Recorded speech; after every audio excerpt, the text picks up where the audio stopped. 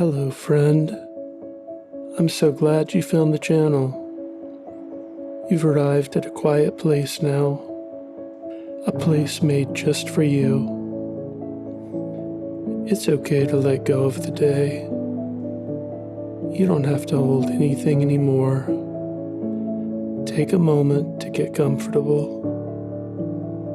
Lie down if you'd like. Turn down the lights so the room softens around you. Pull the covers close or wrap yourself in a blanket. Maybe keep a warm drink nearby if that feels right. This is your time, your sanctuary. Feel your shoulders loosen. Feel your breath slow down. Every part of you knows it's safe to rest here. Welcome to Moonlight Mythos, a place where stories drift like stardust and sleep begins with wonder. If you're here, it's time to let go of the day. Close your eyes, breathe, and let the story carry you into the night. Tonight's story is Atlantis, the lost city beneath the waves. Imagine standing at the edge of a harbor, untouched by wind for longer than a memory can hold. Beneath you, marble streets spiral in perfect circles, and golden towers glow like frozen sunlight beneath the waves. What if you could walk there tonight, in your mind, seeing Atlantis not in ruin, but alive as it once might have been? As you drift deeper into the story, each detail will come alive. The sound of oars, the shimmer of orichalcum walls, the slow turning of bronze gates. All you have to do is keep breathing. Let your shoulders loosen. Feel the water's cool breath against your skin. The harbor waits without rush, its circles drawing you inward. In this moment, nothing is lost. Each sound and glimmer guiding you toward what lies below, where the first quiet questions are waiting. How can a place exist outside of time, breathing in the world's memory even when its stones have slipped beneath the sea? The thought stirs as you find yourself on an empty strand, where the horizon folds into mist. There is no thrum of engines, no foam in the wake of passing ships, only the slow, steady rhythm of the sea arrives here, brushing the shore like a hand that does not need to hold on anymore. The air is fresh, carrying the faint, grainy warmth of sunlit sand before you even move. Your toes press into that living softness, grains shifting and holding you at once. Beneath each breath, the scene seems to rest, as if the day has not yet opened its eyes. You walk forward towards the waterline. The edge shines in rows of silver ripples, disappearing in seconds as they spill over the shore. The light here is not glaring, but clear, the kind that comes in the earliest part of morning, before the sun has risen past the farthest dunes. Warmth underfoot meets cool air above, a quiet exchange with each step. Heat given, heat returned. Somewhere in the haze, seabirds speak in short, patterned notes. Their rhythm feels older than any clock or bell. Above the sky's pale color flows into the water's surface until it is hard to say where one ends and the other begins. You taste the salt in the air, light on your tongue, carried by the breeze. This place does not belong to the present. In the reckoning of ordinary time, it could be 9,000 years away. Close your eyes in the waking world, and no map would draw these sands beneath your feet. No captain could chart this course, and yet here you are, watching thin traces of water glisten along the ridges, carved by tireless tides, walking a shore you could never sail toward. Long ago, before the waves claimed these coasts, the philosopher Plato placed such a land just beyond the Pillars of Hercules, the ancient name for what we now call the Straits of Gibraltar. He wrote its size and precision as if reading from an architect's plan. Some searched the Atlantic, others looked to the Mediterranean. None have found it. The shore you walk feels untouched by their questions, as resigned and certain as the tides return, offering no answers. You close your eyes and feel the subtle vibration around you. How can a place be described so exactly? Measured in distances, drawn in circles, and still remain untouchable. Here, the question doesn't demand an answer. Instead, you see those lines as pale channels in the sand, filled with water moving inland towards something unseen. The coastline bends ahead, curving into a wider plain where the sea seems to meet itself in mirrored arcs. Farther out, the harbor begins. It's no crush of voices or sails, only the faint shadow of masts, the soft shapes of vessels swaying in calm water, a gleam of light here, a stillness there. The sand beneath you grows coarse, threaded with shell and stone. Each step makes a light crunch. Fragments catch the light, tossed and polished by years in the tide. Above it all, seabirds call in the distance, layered over the hush of waves. Beyond their calls, the quiet stretches wide enough for your own breath to match the shore's pulse. You sense that reaching the harbor will not take ordinary travel. In this mind's terrain, time folds thin. You see where the sand meets the first stones at the water's edge, and you know the crossing will be as simple as turning a thought. A soft breeze brushes past, sweeping away the fine salt on your skin, leaving a faint metallic tang, like holding a key in your palm. At the edge where damp sand darkens, the cool rises into your feet. The harbor's shape becomes clearer, bands of water in almost perfect circles. Early light traces each arc, as if the land itself has agreed to the pattern. Beyond these curves, the city waits, but without urging you forward.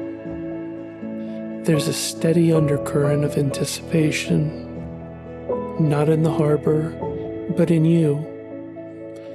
You walk toward it, at the pace of a drifting thought. The world seems to turn of its own accord, letting the scene draw closer. Beach gives way to work stone, rough at first, then evening into smooth. Level slabs warmed by the low sun. Shallow channels run between them, guiding water toward the sea. You follow each glimmer until it disappears into the larger tide. Their paths stay in your mind, water-shaped to lead you inward. The harbor arches before you now, lines and curves leading further in. The air grows cooler, brushed by deeper water. Somewhere, a rope creaks in the early damp, a small sound that tells you this place, though far in age, is not lifeless. Your senses find the hidden currents in the stillness. The warmth of the first sand is already becoming a memory you will carry. Tonight, the years and the flooded miles draw in close, folding into the space of a breath. One step will take you across the boundary without effort. Behind you, a shoreline out of time. Before you, the first shapes of something made with intention. The rings of water and stone open before you, like a measured breath, given shape. Not the loose sprawl most harbors grow into, but a pattern so exact that from above it would seem cut by compass. 3 perfect circles of water, each wrapped in its own band of solid ground, draw the gaze inward. This image of concentric rings is drawn directly from the old telling, a detail that travelers and listeners have long carried forward. A small craft waits at the near edge. The wood along its seat is worn smooth, the grain muted under years of hands and the sway of water. You step in, and the oarsman, silent and unhurried, dips his blades into the harbor. The boat glides forward into the first ring. Along each side, pale stone curves with the water's path, edges cut straight, the surface bright under the light. The air carries only the faint trickle from the oar's wake and the soft brush of water against stone. Each ring of water is framed by solid ground wide enough for buildings, pathways, perhaps even gardens. You sense both ceremony and utility here. The bands draw boats inward, each acting as a stage on a slow approach toward the city's heart. Stone bridges cross these circles at intervals. Their gentle arches keep the view open toward the center. A bridge comes into sight ahead. Its underpass is broad enough for the small craft to pass without pause. At the midpoint, 2 figures stand in quiet watch. They do not challenge you, nor speak. Their presence alone marks the passage. The boat slips beneath, the light filtering softer under the span, gently tilted by reflections from the stone. The second ring begins almost without notice, the transition as seamless as breath. Here, the embankments are darker, their surface carrying a faint texture that catches the light differently. The water holds the same quiet stillness, unbroken by current. A few other vessels rest against the walls, empty for now, tied with loose ropes that seem unneeded. The air is cooler here, a subtle shift hinting at what lies deeper within. Another bridge curves into view, its form repeating the pattern but without ceremony this time, only stones and space allowing you to move forward now. The third ring opens up ahead. The shift is not abrupt, but you feel it. A closeness, an intent to slow the traveler. Some buildings rise directly from the embankment, their foundations meeting the stone edge. Others sit back, leaving open landings where steps descend into the water. Your oarsman rows with less force now, as if the boat is moving in rhythm with something larger. The air carries a faint mineral note beneath the salt, as though the water here has passed over hidden stone before arriving. The boat turns before the last bridge. This one is smaller and built from finer stone. Simple, interlocking curves are carved along its sides. Two sentinels stand at its center, and as you pass, one inclines his head in a brief nod. It is not a summons nor dismissal, just an acknowledgement. Your arrival received without hurry. The span's underside glows fractionally whiter, gathering light and returning it into a softened pale tone. Then the view opens. You emerge from the shade of the last arch into a wide central basin. The water forms a perfect circle, touching the base of marble streets that radiate outward. From here, the city's symmetry is clear.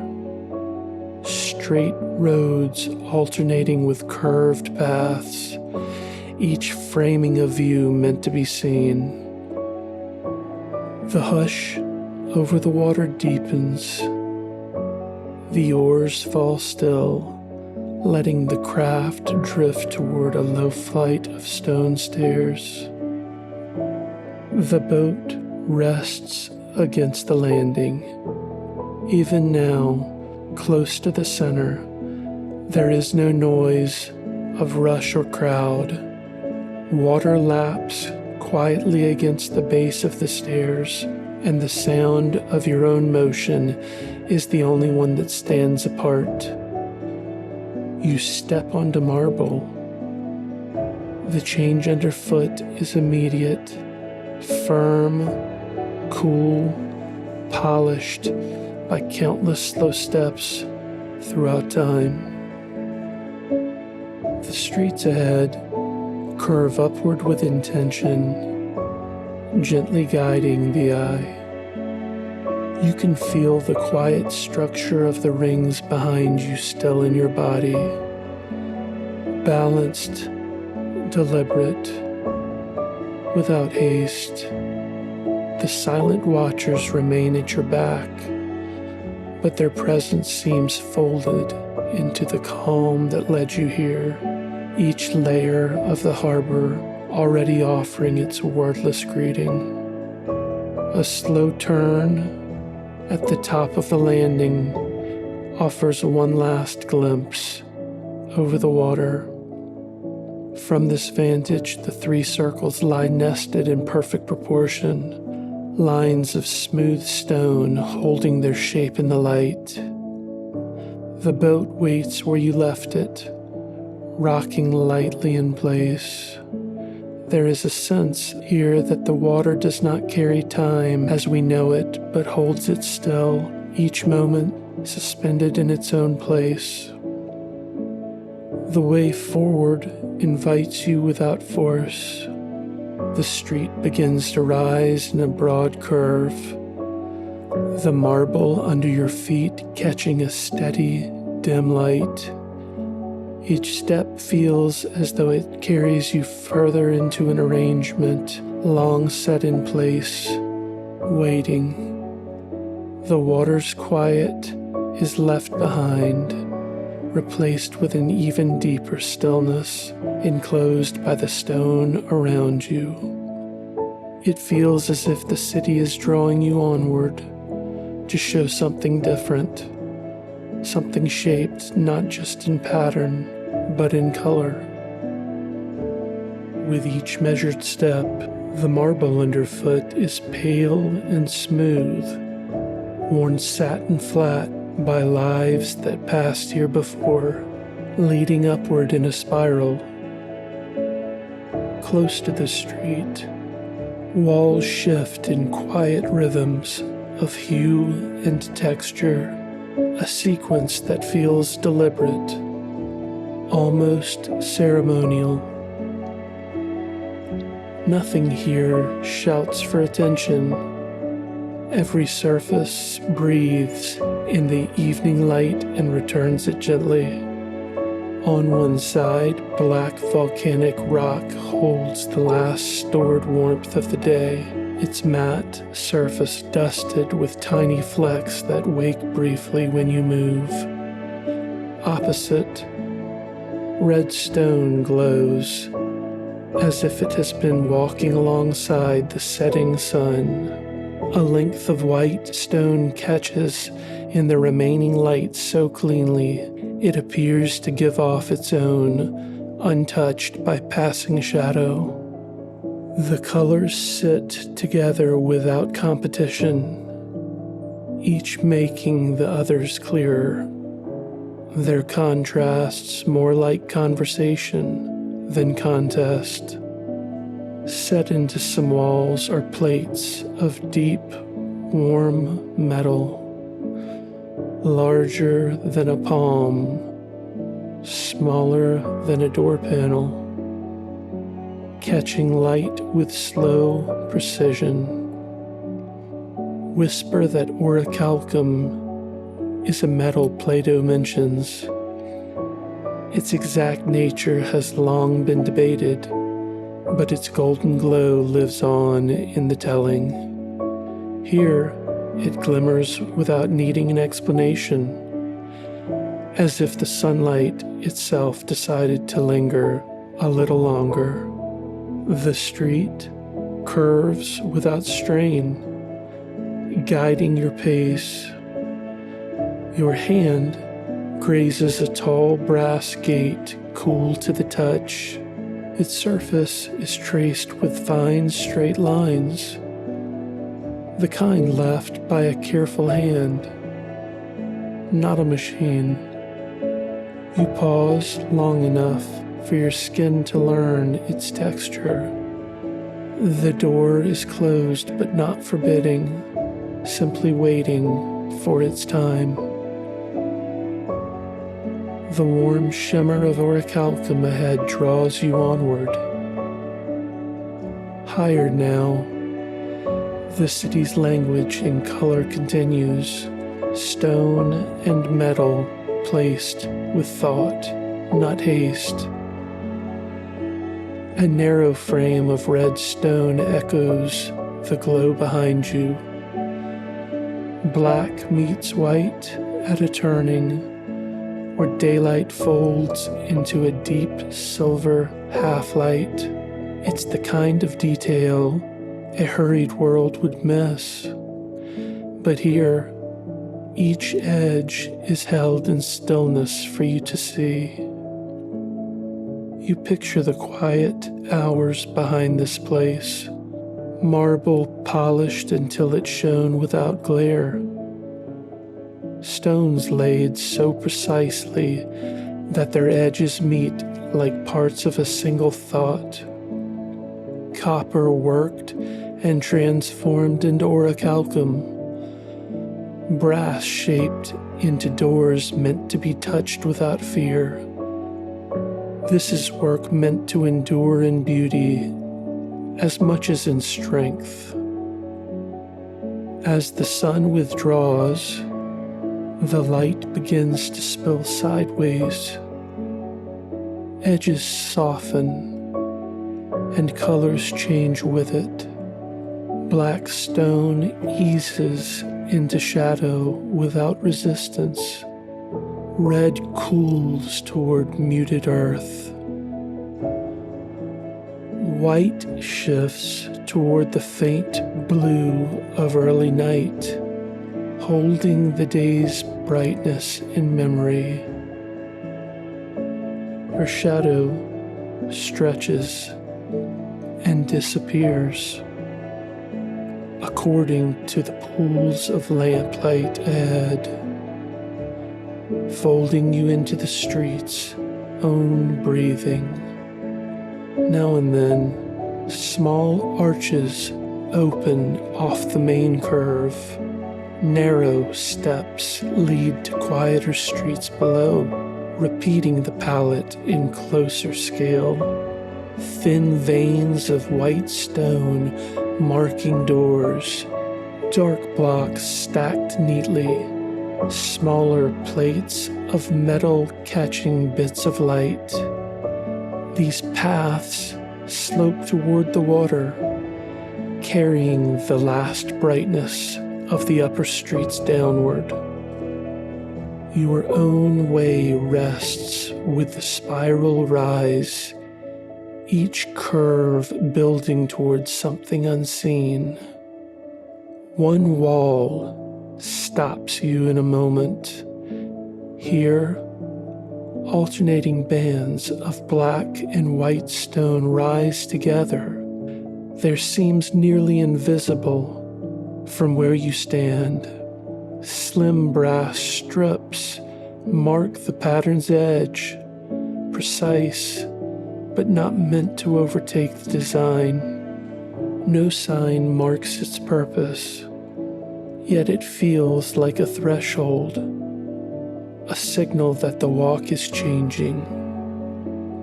Past this point, buildings ease back from the street to make space for short colonnades and shallow squares. Columns of red stone stand weighty and still, their finish less polished, more willing to hold the dim. Between them, openings give higher slices of sky, and for the first time, you glimpse a tall facade ahead, windowless, its height ending in a pair of immense plain doors. The glow of orichalcum strengthens here, no longer from plates in the walls, but from fine inlaid bands tracing the last curve of the street. Light gathers along these lines, mixing the warm gold from below with the first cool white emerging in the sky. Together, they close a circle. You didn't know you'd be walking. The air shifts, carrying a faint, clean scent, as if stone has stored the essence of deep water. The streets begin to straighten, aiming your gaze directly at its destination. The doors rise from the marble without visible hinge or handle. Bronze, darker than the brass you've touched, absorbs more light than it gives. A seam runs between the two panels. Nothing more. You imagine their weight, not only in metal, but in the presence they hold. Here, at the top of the path, Night has not stolen the light.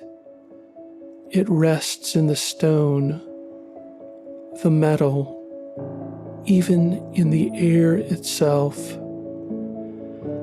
This place seems as prepared to meet you as you are to stand before it. At the base of the doors, you let the journey gather inside you. Black that held warmth, red that carried sunset, white that kept the day's brightness alive, gold that lingered under your hand, all of it present, settled together in the quiet. Without sound, the seam between the great panels becomes a dark line, widening as the doors part. There is no rush of air, no change of temperature, only the slow revelation of space beyond, where the air feels broader and the light has its own source. You stand at the edge, aware that your next step will take you inward, toward a place shaped from more than walls or color. The night waits outside. Inside lies something made to remember the sea and the god it belonged to. The temple of Poseidon stands ahead, vast, still. You pass between the bronze doors into a hall so wide and tall it seems the air itself expands within it. The ceiling rises to a great height, its surface set with smooth ivory panels that catch and soften the light from hundreds of small flames. Those pale lines sweep the length of the entire roof, unbroken except where they meet the upper reach of the walls.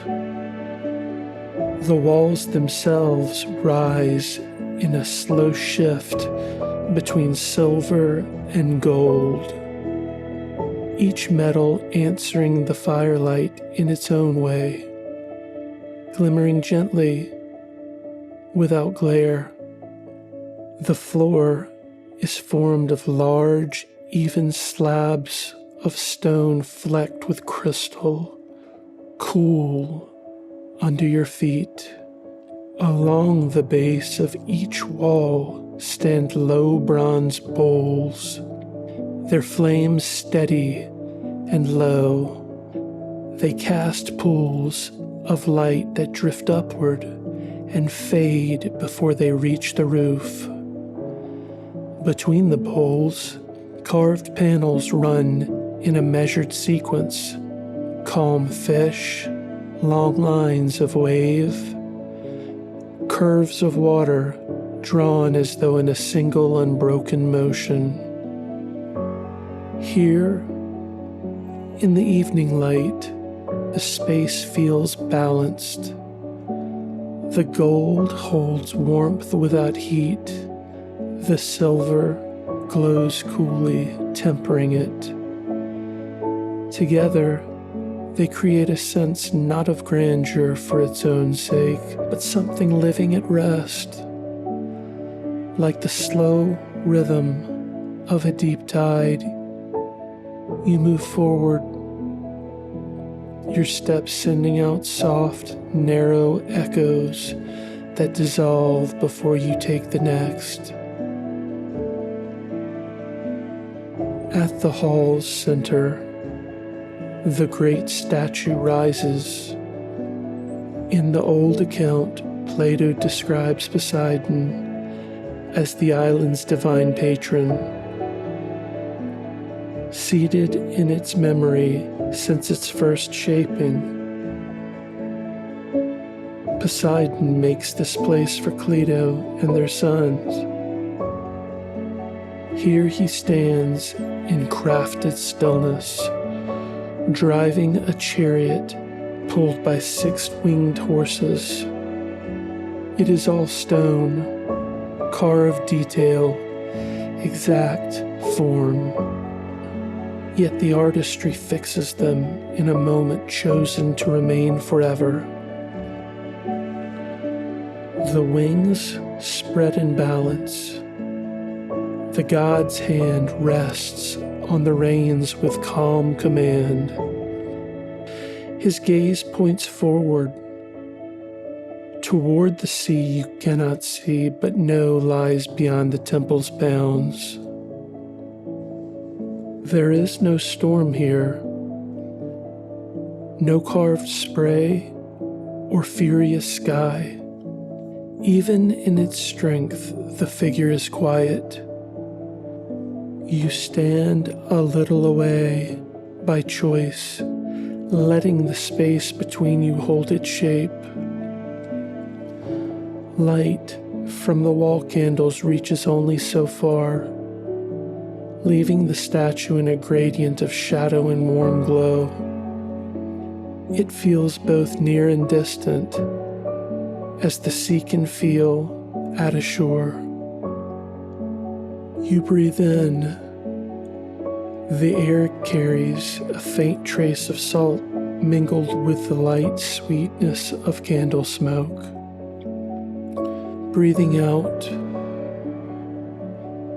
you hear the sound move out into the height above and then return faintly to you. A rounded echo, softened almost beyond notice. It is the kind of sound possible only when every other noise has fallen away. You imagine the vows as the city might have spoken them here in times past. A soft voice of old law and ritual. In these walls, under this roof of ivory, they might have marked seasons, blessed journeys, or bound leaders to a shared care for the place and its people. You picture those voices low and measured, carried on the tempered air before settling into the stone. Now, only the soft hush of the water beyond the foundation remains. Somewhere in the weight of these stones, that hush continues. It is not intrusion, but memory. Some quiet joining of the ocean to the place raised in its honor. You imagine that the floor here, as the deck of a ship anchored deep into the bedrock, unmoving, yet still listening to the pull of distant currents. Moving along the right wall, you let your fingers brush silver inlay, cool, but with the faintest trace of the maker's touch beneath the surface. Narrow gold lines cross the silver at intervals, their pattern steady enough to seem alive when seen by shifting light. When you glance back, the doors seem farther than you recall, though you have only walked a little way. The hall has its own sense of space, stretching idle between one look and the next. The small flames bend now and then in a passing current, though you can find no place where air obviously enters. As you draw closer to the statue, details gain clarity. The muscles in the god's arms are shaped not with an impossible force, but with measured power. The horses are calm, their faces steady, wings curved as if responding to an unseen balance. The chariot wheels rest on a base of carved waves, each curl exact and unmoving. Every line holds its position as though time has chosen not to pass here. You stand, letting your gaze steady on these forms. Closing your eyes, the image remains. Join now with the breath and faint warmth of the room. The temple feels as if it has quietly stepped inside you. Metal and ivory and stone settling in the same still rhythm as your pulse. When you open your eyes again, nothing has changed, yet everything has eased. Shadows soften. Gold holds a deeper hue. You breathe slowly, feeling the air pass through your shoulders and along your back. The calm here is full, not empty. A presence that continues even in silence, the way the sea holds its shape long after the wind rests. Turning, your steps gradually close the distance back to the bronze doors. The echo grows shorter, the air warmer. The doors lift higher in your sight until the seam between their two panels meets your reach again. They open for you as they did before, without any sound. The cooler air slides inward from outside, carrying the scent of approaching light. You pass into the open courtyard. Beyond you, the doors close, holding the temple's hush inside. Though a trace of it stays in you, that patience, that steady balance in the lamplight of the street, gold and brass markings on walls and gates seem to catch and carry a gentler reflection of what lay inside. Ahead, low colonnades frame the way. Beyond them, the city shows its evening face.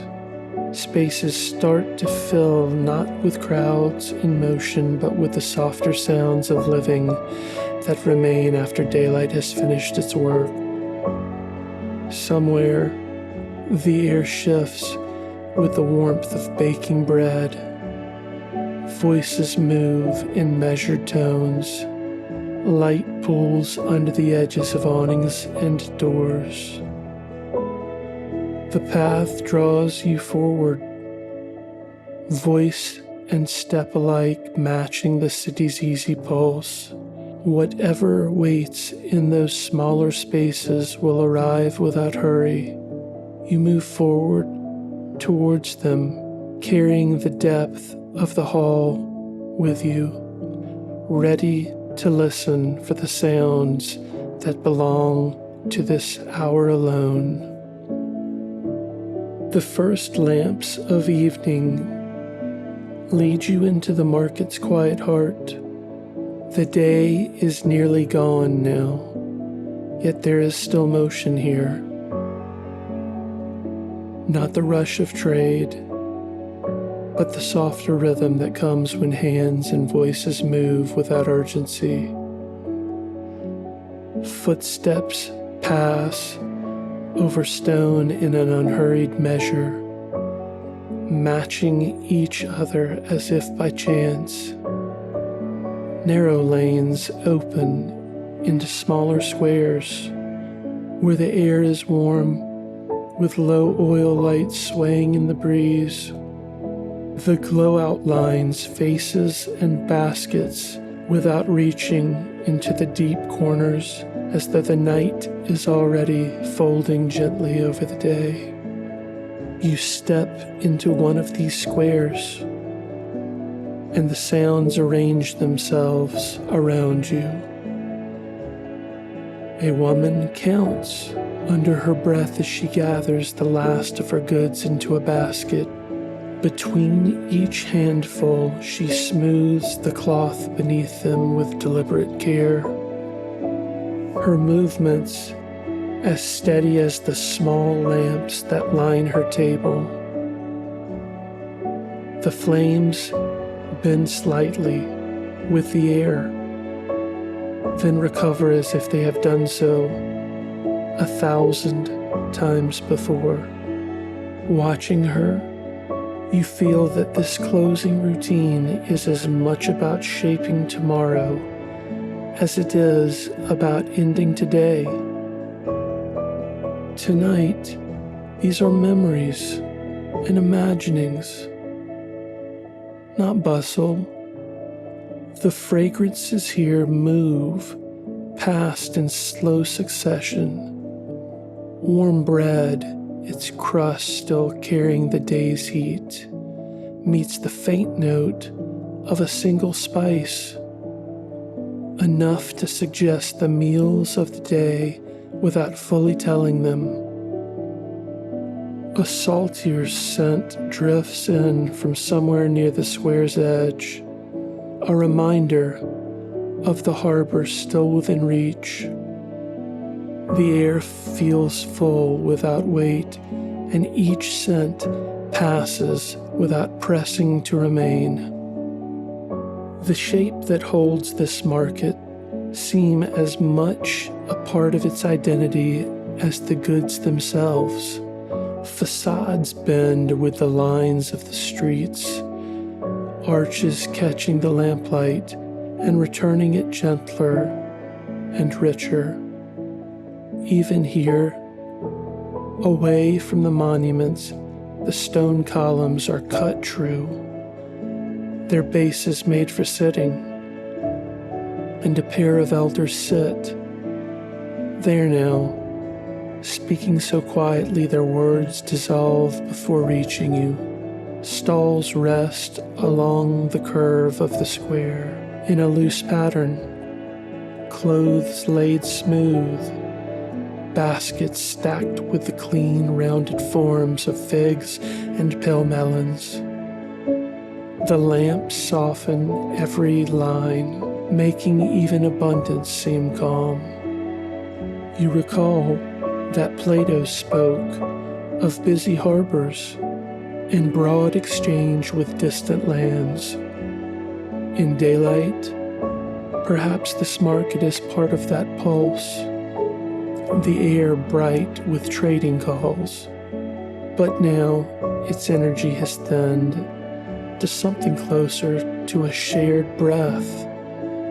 Coins pass from hand to hand without their ring carrying into the air, folded into cloth or tucked away softly.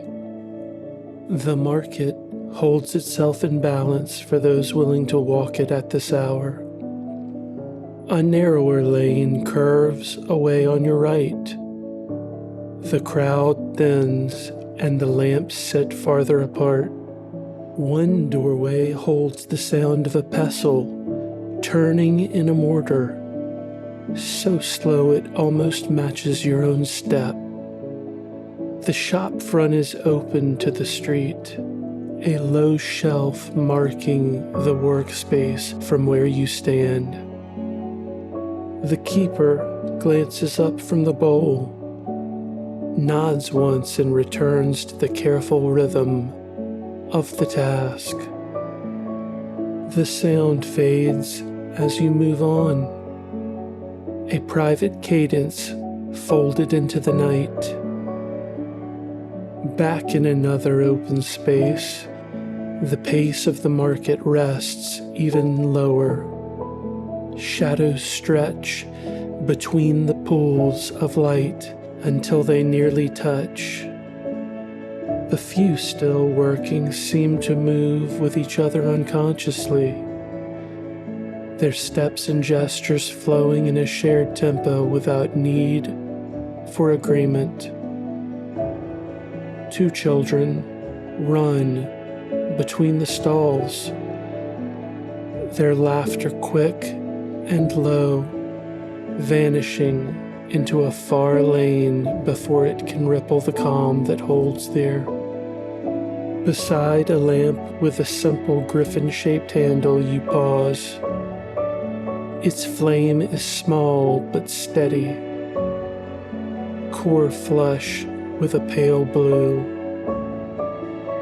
Moths hover in slow orbits without touching it, each stirring the air just enough to spin the light by a fraction. The metal base glints where many hands have steadied themselves nearby, the surface worn smooth, less from wear than from patient presence over time. Toward the market's edge, the stalls grow modest. A folded cloth covers a few jars. A single row of sandals rests beside a bench. The vendors close quietly, carrying baskets and bundles into the doorways behind them. Far off, a bell sounds twice, its tone measured, more of a note of arrival than an ending. You feel the air shift cooler as the scents fade into the background, their traces lingering like faint, memoried conversation. You turn once to look back. The square's lines curve gently toward the central lamps, which stand still and bright against the darkening stone. Above them, a first evening star holds between the roof lines, reflected faintly in the polished edges of higher walls. The sight feels like a last quiet word before parting. Turning ahead again, the lane draws you on. Here, the stones underfoot are more irregular, with the small tufts of green settled between them now. To your left, a narrow water channel keeps to its own pace, moving away from the market. Buildings step back from the street more often, replaced by low walls or open iron gates that hint at gardens just out of sight. The glow of the square remains behind you, steady, but no longer needed for direction. Above, more stars have gathered, outlining the line of the roofs and reflecting faintly where the water appears between them. The dark holds closer here, but it is a soft hold, quiet, without edge. The street ahead feels calmer still, given over more to living than to trading. Somewhere beyond the next corner, an open space waits where water and stone meet differently, not to exchange goods, but to keep the nearness of home. The air seems to hold its breath for that turn, and you follow its lead, letting each step fit easily into the stillness that deepens around you. Homes lean toward the water here, their open fronts welcoming the soft light from the canal. Your feet follow a narrow lane that traces the quiet edge, pale stone under a faint wash of lamplight. Low walls mark where the walkway meets the water, softened by long drapes of vine. Their leaves shift only slightly, more from the small tremor of night than from breeze. Beneath them, the candle holds a muted mirror of balconies, shutters and steady flames, the ripples slow enough to count between. The stillness is settled but not empty. Each sound arrives without blur. The quick spark of a child's laugh, a low exchange of voices behind carved shutters, the faint trickle of a hidden fountain. That flow is scarcely louder than your own step.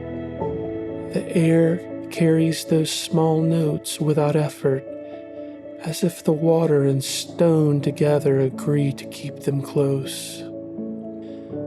Through the wide arch you glimpse a courtyard, a single tree rising at its center, branches steady above a ring of shallow water. Lantern light rests on petals, floating at the roots, their scent mixing with the faint mineral tang drifting from the canal. On one side, a terrace leans toward the water, baskets of trailing flowers hanging over its rail. The colors are dimmed now, but their grace is clear in the shape of each stem. Wooden supports hold these terraces above the waterline, their touch of gray from years of mist and air. When you brush a railing, the grain feels smooth in the way only long presence can make it. The edges have worn gentle through countless hands. The shapes of the homes encourage air and light to pass easily. Walls broken by carved screens, windows swinging open, beams set to angle the water's light inward. Here and there, narrow steps descend right from a threshold into the canal, as if ready for a knock from an oar. In the dim lamp glow, more patterns emerge. Small fountains tucked into private spaces, their edges lined with flat stones still holding a trace of the day's warmth. Courtyards open again and again along the way, sometimes bright with garland, sometimes bare but for a bench. Above, terraces stretch open-handed across quiet corners, catching the scent of flowers and letting it fall to the lane below. The air serves as a second street, unhurried but certain. Low boats rest in their places, ropes tied in knots both useful and familiar with tradition. Their reflections match the homes beside them, bright for pale walls, dark for volcanic stone. Beneath the surface, a slow fish passes, bending the light into soft patterns on the wall.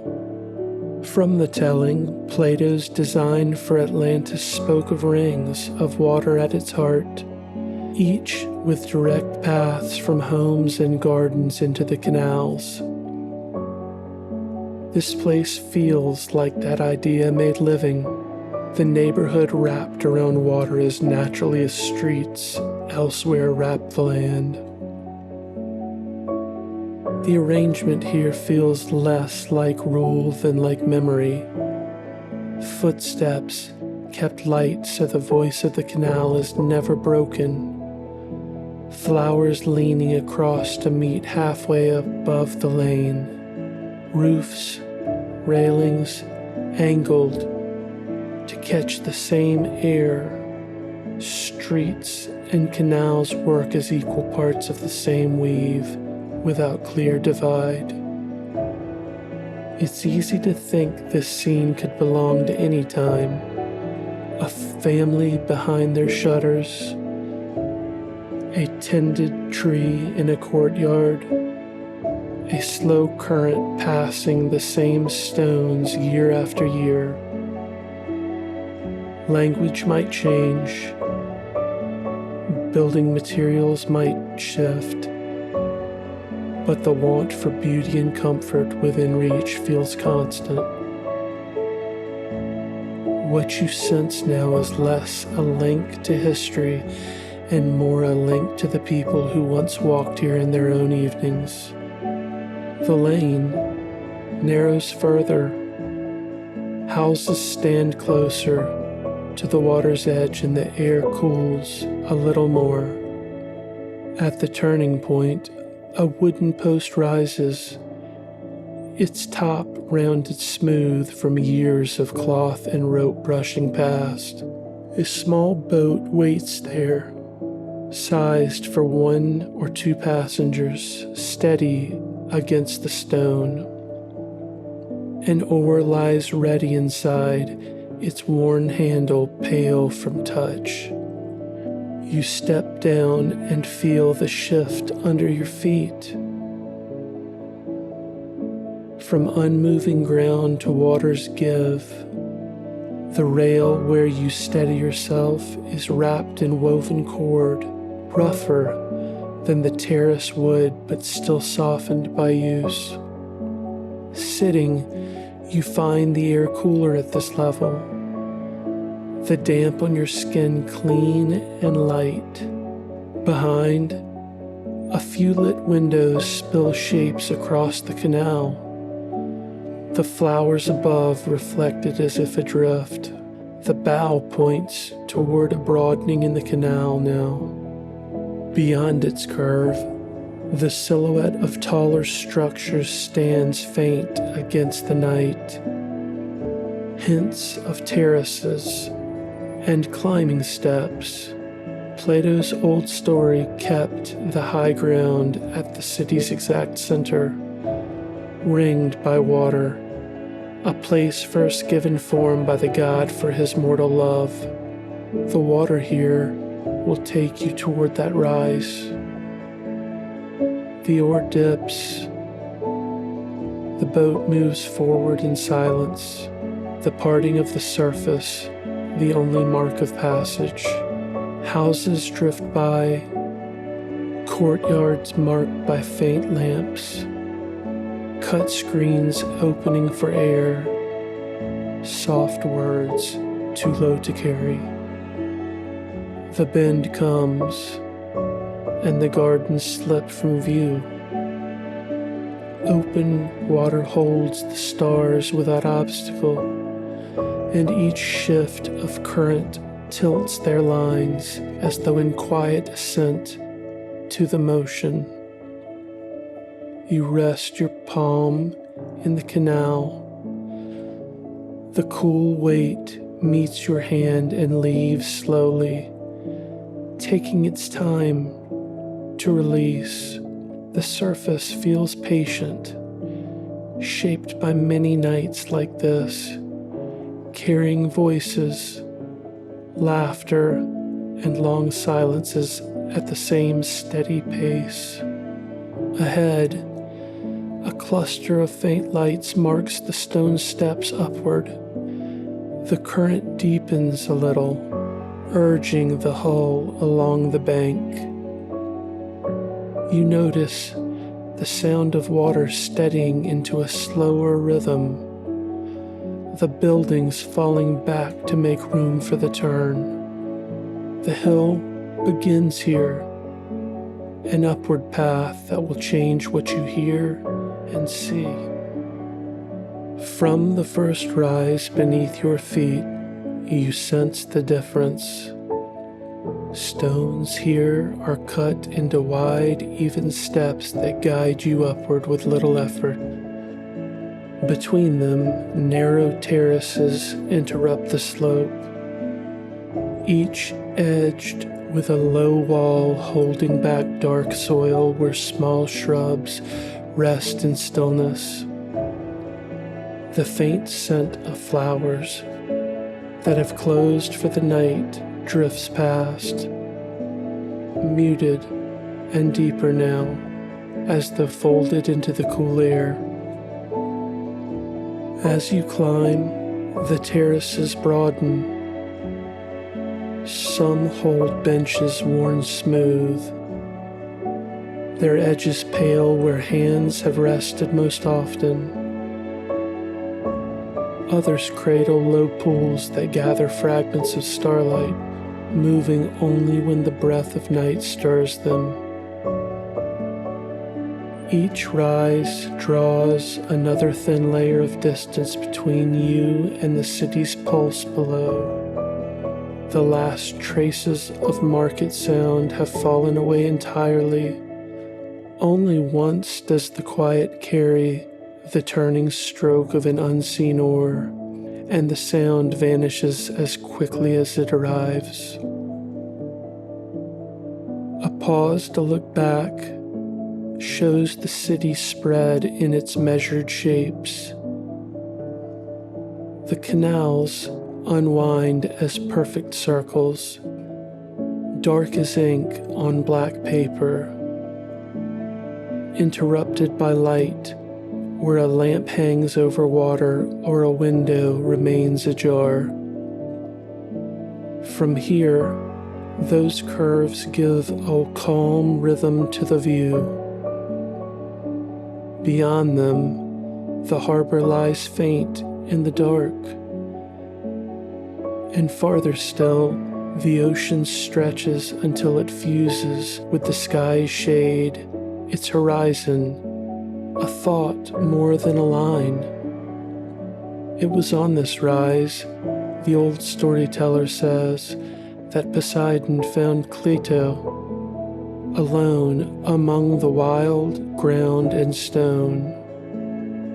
In this old telling, Poseidon raised this very hill for Plato, the first certain touch of divine care here. Sky and water met his act, circling this place in belts of sea and land. The sea would come much later. The hill has always been its point of beginning. Coolness deepens as you gain height.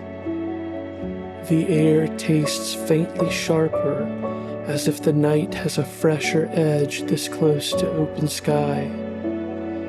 It brushes over your cheeks and hands, carrying you away, the warmth you held from the streets below.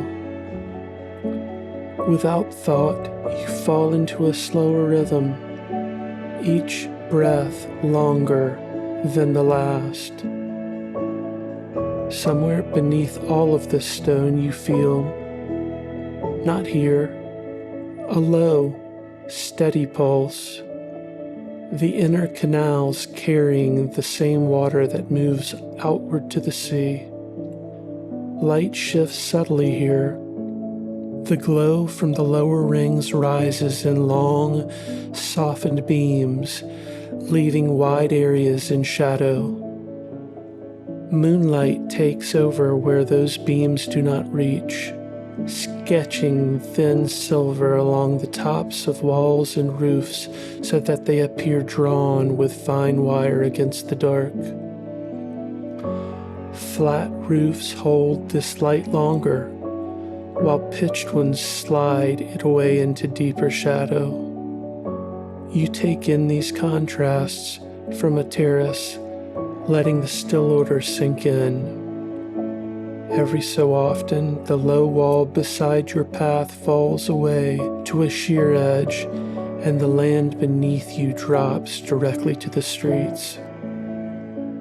Here, in the opened space, the hush is greater still, and if you wait a moment, the sea makes itself faintly present.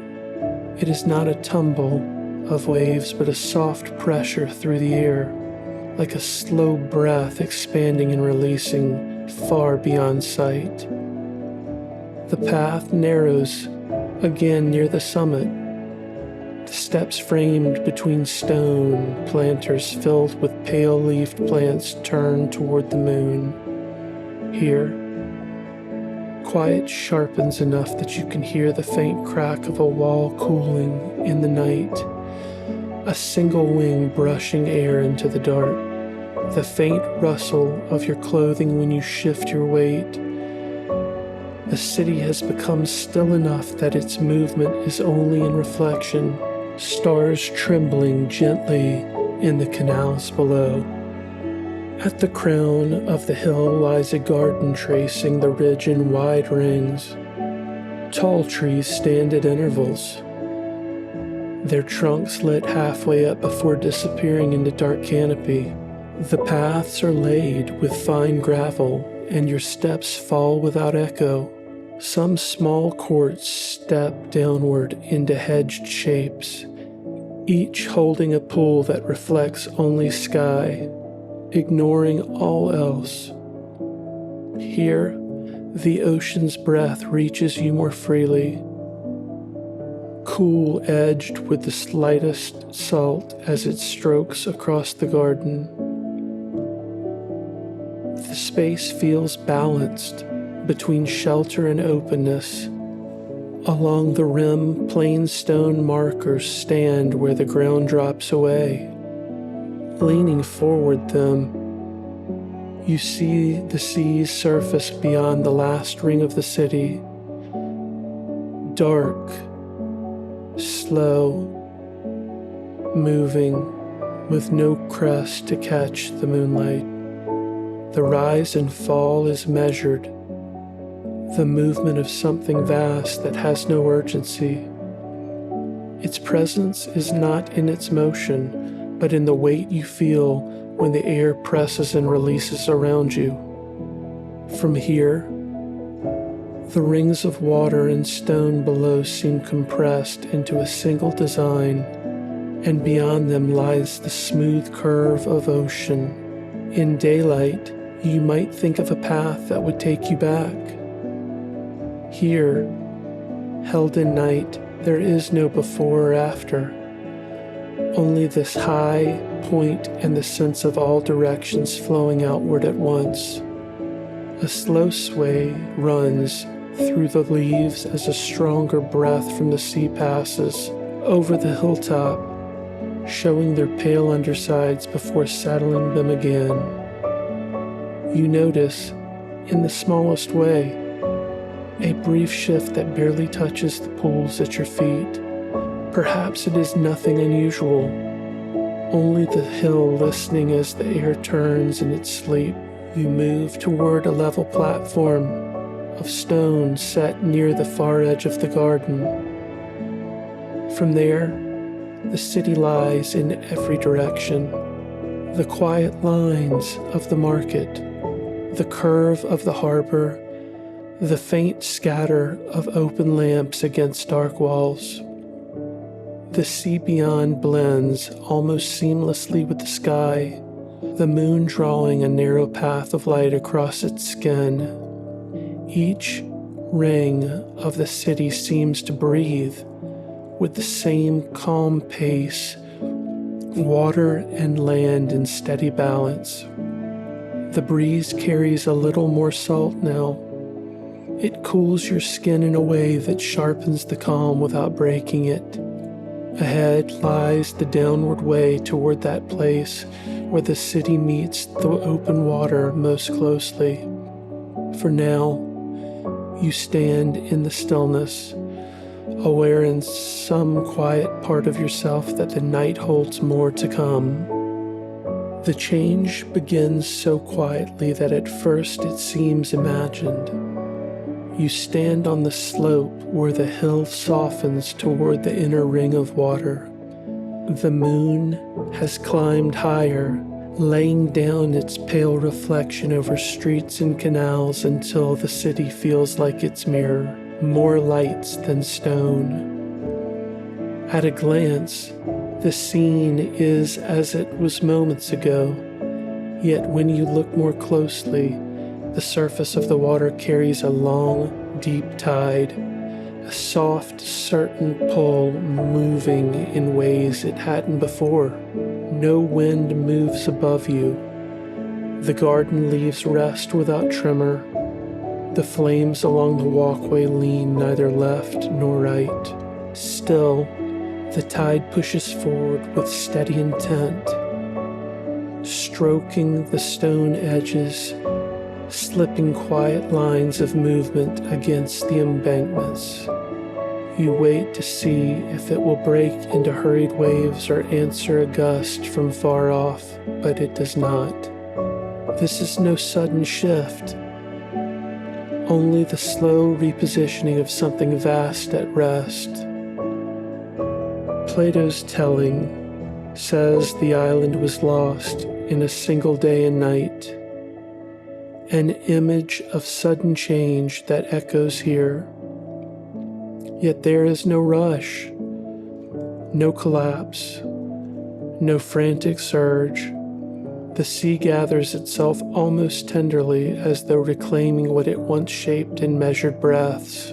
Scholars sometimes point to the Thera or Santorini eruption in the 2nd millennium BC as one event that might have inspired such stories. The others look to different ancient floods or natural changes. Tonight, the cause is not the question, only the movement matters. The water's motion now holds a rhythm deeper than sight. You feel it first in your chest, a hum lower than in any note you can hear. It travels upward through the stone beneath your feet, settling under your ribs until it matches your breathing. Cooling air brushes against your face, but the steps and terraces around you remain still, their shapes unshaken above that steady tone. It feels less like an intruder than like the city's own hidden pulse, long overlaid by daily sound. You walk down to where the slope meets the first arc of water. Under the silver surface lies a slower darkness, heavier and sure. Small fish dart with greater purpose, changing course as though answering an unseen signal. Lantern reflections waver and lengthen, bending with each small lift and fall. It is easy now to think of the sea's claim, not as anger and not as punishment, more like a returning voice, an unbroken conversation between water and the land it once held entirely. However fine the join between stone and foundation, the city's roots lie in ground given by the sea. That joining feels tangible underfoot. One day, perhaps, the ties might ease and release, each piece carried outward into the same rhythm that once cradled it into being. Cities end in many ways. Some thin into emptiness when their people scatter. Others close in a moment that is remembered in image or word long afterward. Here, the thought of ending feels like part of a larger return, without ruin or bitterness, just a shift toward the element that shaped it.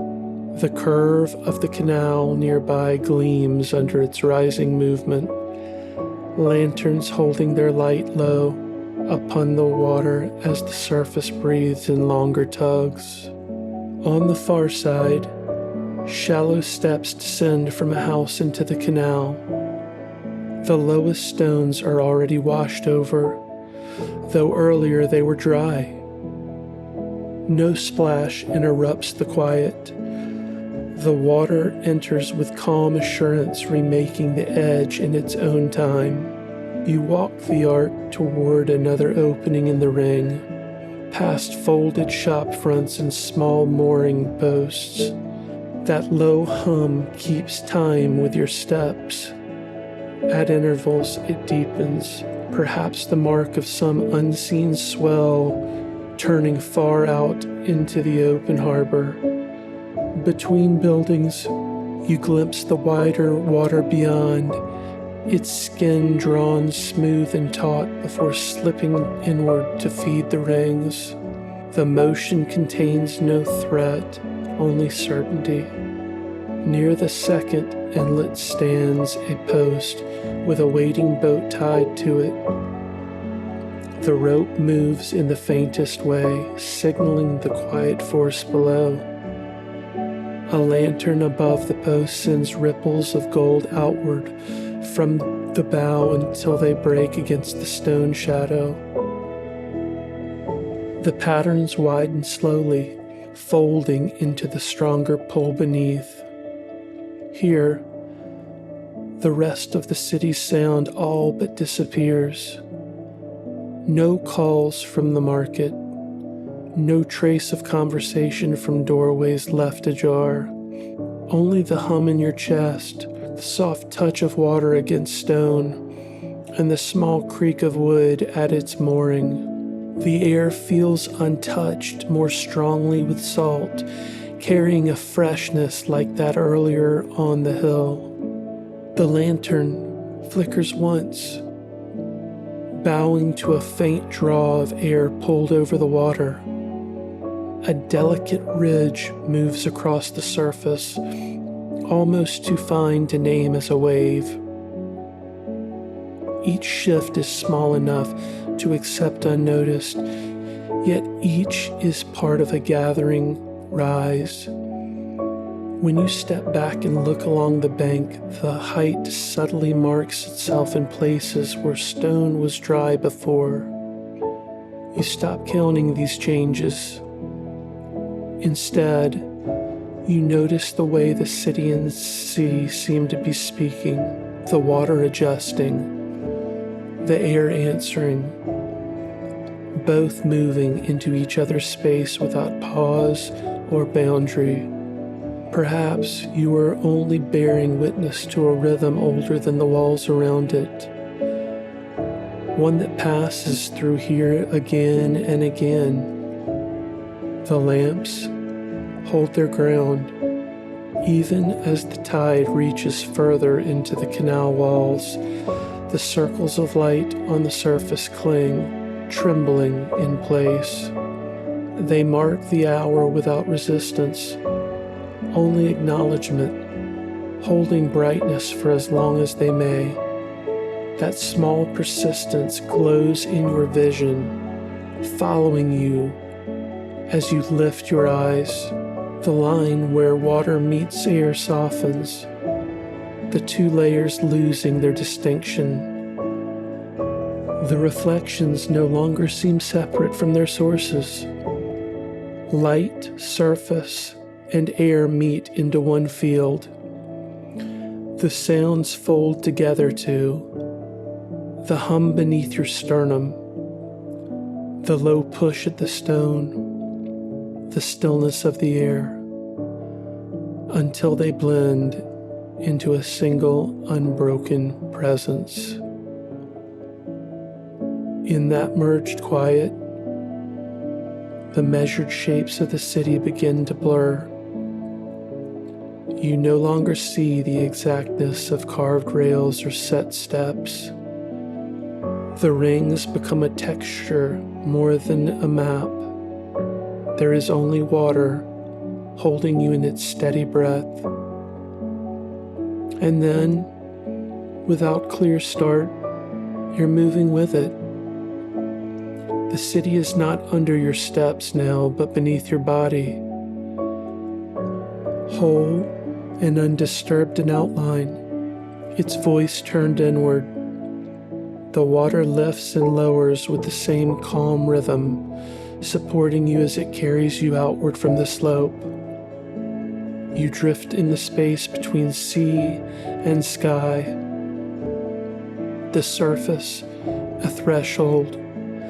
The light below shifting faintly as though remembering the streets it once touched. What lies below when a city's voice has faded? The thought comes easily as the current carries you, letting your body stay light in the long, slow rhythm of the sea. There is no pull to hurry. The water is clear and cool, holding Atlantis beneath in a stretch of blue that softens with depth. Upon a ceiling of light shifts only with your motion. Below, The city rests much as it appeared from the hill. Rings and streets, gates and courtyards, each line blurred slightly by the touch of water. Nothing is broken, nothing scattered. It waits in complete quiet. You picture yourself sinking through the water toward it, each measured descent loosening the last traces of gravity from your limbs. The city grows larger without meeting you with sound, only a steady presence. Bronze gates stand open at the edges of the inner ring, their bars filmed with fine growth that sways in the faint pressure you feel. Small fish slip between them without pause, their scales giving fleeting glints before returning to the muted colors around them. Beneath you, streets form a clear spiral. White marble lanes still draw their curves toward the center, touched here and there with pale green where long strands of seagrass cling. Near an open square, a frame stands draped with empty netting, its loose mesh shifting with the slow breath of the current. Every surface has accepted the sea without surrendering its shape. A temple wall still catches fragments of gold along its face. Those small shells gather across its surface now. Archways hold their form, edged in fine coral delicate enough to escape notice unless you look closely. Fish move in the paths where footsteps once landed. Tall fronds rise where banners may have hung. The silence feels complete but not vacant. Columns in the central square tilt their shadows in the rippling light. A clock so slowed it nearly stops. A courtyard fountain lies still, its bowl filled with pale sand shaped into small ridges by passing fins. At an upper opening, a small procession of fish moves through the shadowed interior, each turning in unison to follow the next. Even the imagined air feels changed. Thick, settling thought until it rests. Time does not stand here so much as it is absent, passing without leaving footprints. The quiet preserves more than it erases, holding detail as steady as if expecting your gaze. No definitive archaeological discovery has confirmed the city as Plato described it, though many have searched the seas and coasts. Over centuries, some have taken the tale as literal, others as metaphor. Many modern theories range from the scholarly to the speculative. What you picture here is not drawn from proof, but from the space the story leaves open for choosing. How the light falls, how far the gates stand open, whether the last steps were taken in departure or in return. It may not matter to decide. Between story and fact is a place where both can hold their own truth. Memory need not have perfect detail to remain whole. Atlantis rests under these waters because you permit it to do so. Its streets intact because they have not been unwoven in your mind. You drift above the broadest ring, eyes following the inward paths. The water bends, their lines so they seem to shift beneath you. A pattern moving slowly without dancers. Shadows gather in the turns between buildings, making your perspective as free to imagine you are far above as just overhead. Here, light no longer measures anything. Each change is too gentle to separate one moment from the next. From this height, the city can be understood less as stone immersed in water and more as a way of holding still. Nothing hurries. Each wave above is a softened gesture. Every surface below receives its touch without strain. Your own breath falls into sync, in, out, with a pause between. No movement leads or lags. Looking further, you find fewer edges. In some places, carved wall and reef have grown into each other. The larger markets wear loose roofs of grass that incline with the current like living cover. It feels not lost but altered, its life now carried in drifting fins and slow sways through its shapes. Your mind no longer fixes on the sharp line of an arch or the exact measure of a tower. The forms ease at their edges, slipping into water a shade deeper. Fish slip away toward darker channels, and you feel no call to follow. You hear the gate ahead open still, but the space beyond holds only that even blue. Patterns in the stone blur into larger shapes. Fine detail dissolves into the same tone as the sea around it. Above, the light softens to a shorter reach. Shadows merge until they do not belong to one surface or another, drifting upward together as though carrying the city in a single layer. You let it rise toward you, each part of Atlantis folding into it until only the calm remains. That calm stays as clearly behind your eyes as anything you've seen here. You do not need perfect edges to keep it real. The place exists where water meets your own thought, unbothered by measures of date or place.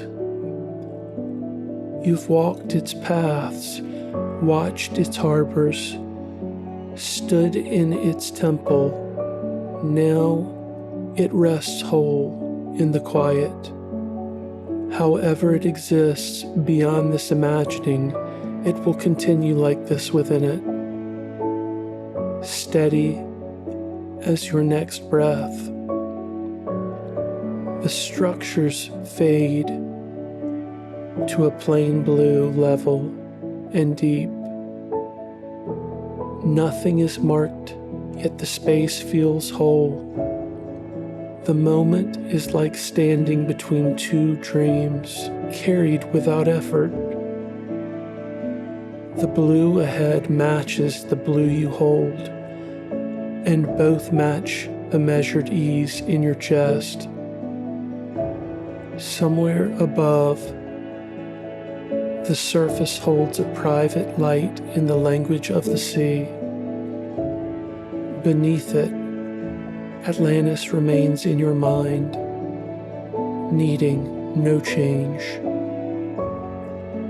The thought that followed you here, of what endures after sound goes, no longer presses for an answer. Only an open field of color remains. Breathe slow and even. Feel the same fine motion as the water under you. Let that rhythm be the one you keep. The sense of the city rests inside it, unchanged. You remain here in that quiet, just as it remains with you.